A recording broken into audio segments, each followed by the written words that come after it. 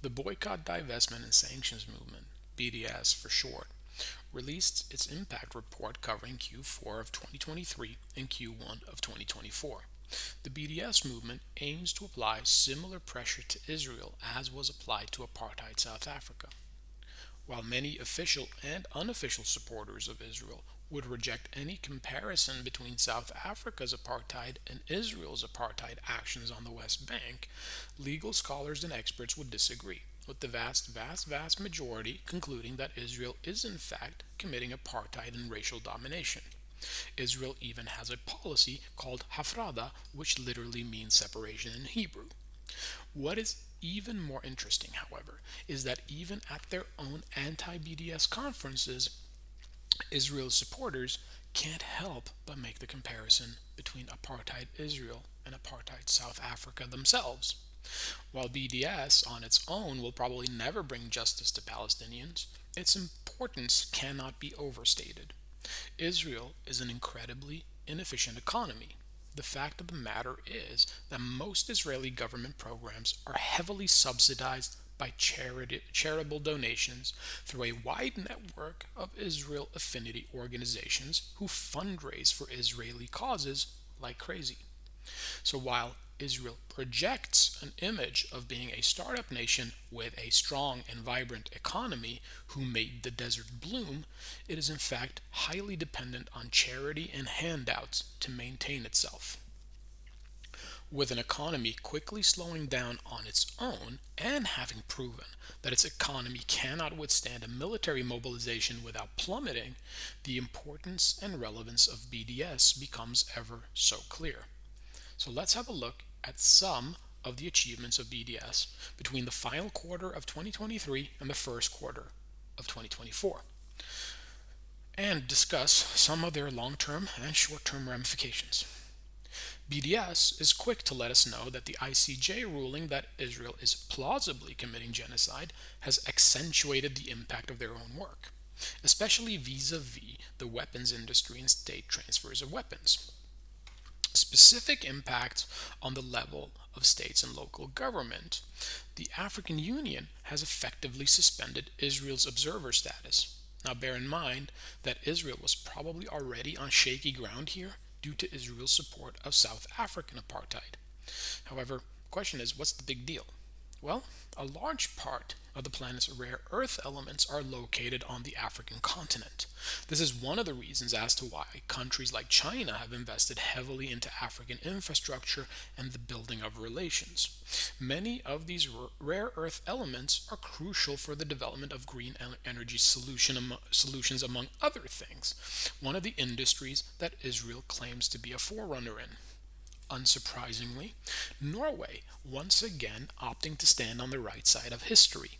Remember that Norway was virtually turned into a third world country following World War II because of their principled stance against Nazism. The Norwegian government advised Norwegian companies to not engage in business cooperation or trade that serves to perpetuate illegal settlements, while the Norway's sovereign fund divested entirely out of its $500 million worth of Israeli bonds. On the US front, and this is particularly interesting considering that Israeli lobbying has made US politicians virtual slaves to Israel rather than to their own constituents, 120 city councils passed resolutions demanding a ceasefire, while the city of Hayward voted to divest from four companies complicit in Israel's violations of human rights. This is a huge success, considering that many states in the US have outlawed BDS and criticism of Israel. On the educational front, five Norwegian universities have cut or suspended collaboration agreements with complicit Israeli universities. I mean, seriously. Norway needs an award for literally carrying the moral load for Sweden, Finland, and Denmark. Also, major Indian trade unions who represent millions of workers have demanded that Indian government cancels agreements to export Indian workers to Israel. This is particularly dangerous for Israel because they have a slave economy. You see, companies established in the illegally occupied territories rely on being able to pay slave wages to Palestinian workers. After October 7th, as part of collective punishment, many of these workers have been refused to continue their employment. However, Israel also punishes itself here because these businesses are reliant on the virtual slave labor they receive, and they need desperately to replace the human capital. One of their go tos was to bring in Indian workers to fill the gap. Indian workers who would happily work for Israeli slave wages in order to send remittances back to India. And the final thing I want to highlight is a dock workers union in Belgium, India, Catalonia, Italy, Greece, Turkey, California, and South Africa, who have taken action against Israeli ships. The importance of how badly affected Israel is when ship lanes are disturbed can be seen in the West's absolute idiocy over the Houthi blockade in the Red Sea. Now, BDS doesn't mention them, but I will because the Houthis are heroes.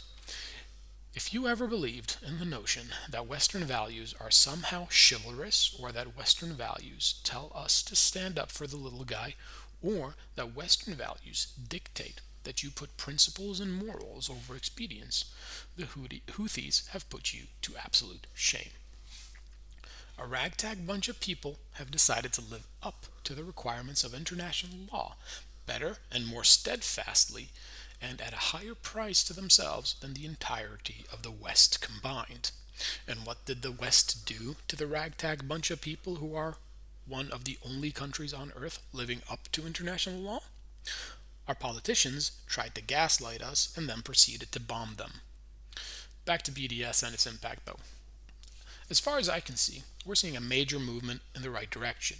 And we are seeing that the sullying of the Israeli reputation is causing damage that may take years, if not decades, to recover from. The combination of BDS together with Israel's high reliance on foreign aid and charity might have a bigger effect on Israel than it did in South Africa, especially when we consider that the Israeli economy cannot sustain military mobilization for any length of time without plummeting.